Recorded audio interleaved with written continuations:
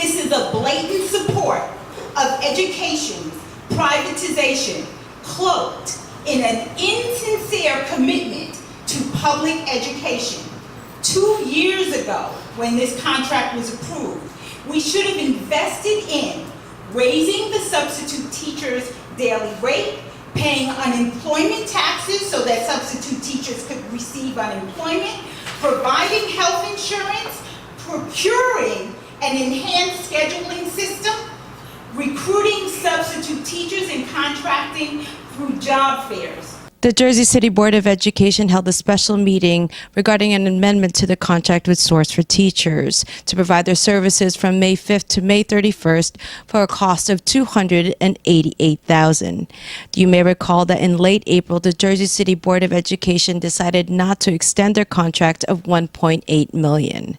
This has left educators, Jersey City taxpayers, and the Jersey City Education Association perplexed, confused, and frustrated. The fact that there are only 30 substitute teachers available in a district with 40 schools, if that's true, that doesn't, like, how can we leave the, how can we have a situation where that's the plan? That doesn't make any sense to me. Maybe there's context for it. I'd like to understand that context, especially for those of you who voted this down. Because of absentee issues, the district contracted out a firm to provide substitutes. This action helped increase the fill rate from approximately 59% to around 90%, if not better than 90%, for the approximate same amount of money that would have been spent otherwise. To an accountant, Mr. Richardson, as you are, or a business professional, as many of us are, this would be a no-brainer. So why are we here?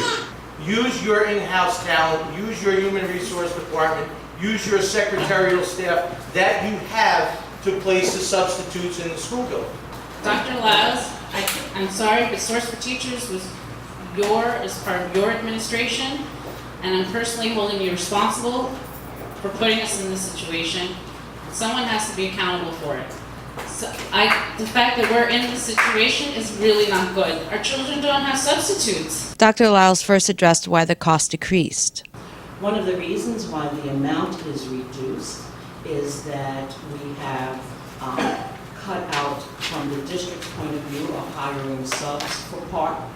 And although schools are still doing things to cover that, we told schools that there will be no supplemental assignments. Additionally, we have all but ended any of the professional development that we had pulled people out.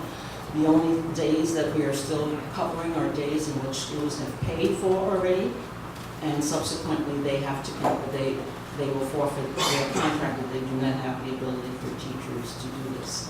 At the time of the board meeting, we had processed approximately 150. We had in the past week, we have processed over 209 sub-applications.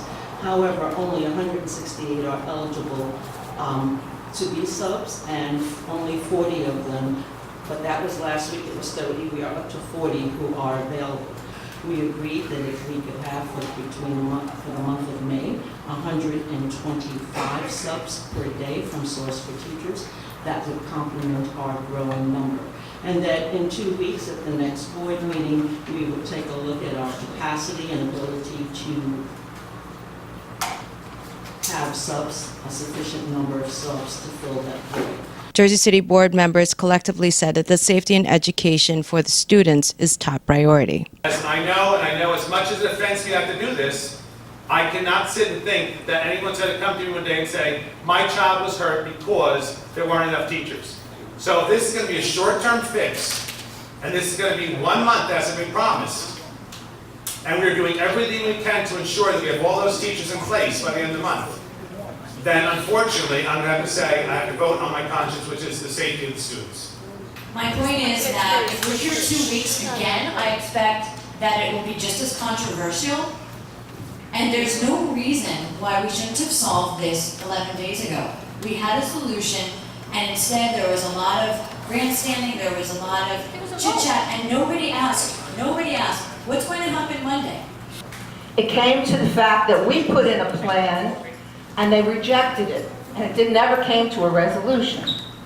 Now, I just don't think that we should be squabbling over all of this and talking about who's getting what and who's doing this. That's what always happens, and we never talk about kids. And that's what we're here for. That's what I came here for at any rate.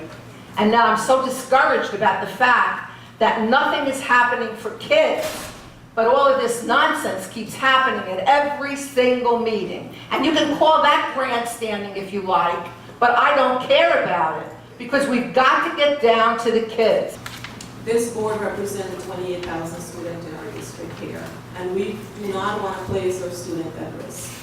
For us, I think I can say student come first for all of us here, because we're very passionate as a board towards our student. Board Vice President Marilyn Roman motioned to amend the resolution from 125 subs to 75 subs, decreasing the cost to $172,800. The motion was passed. I'm Jeanette Jozu, Hudson County View, the eye of the community.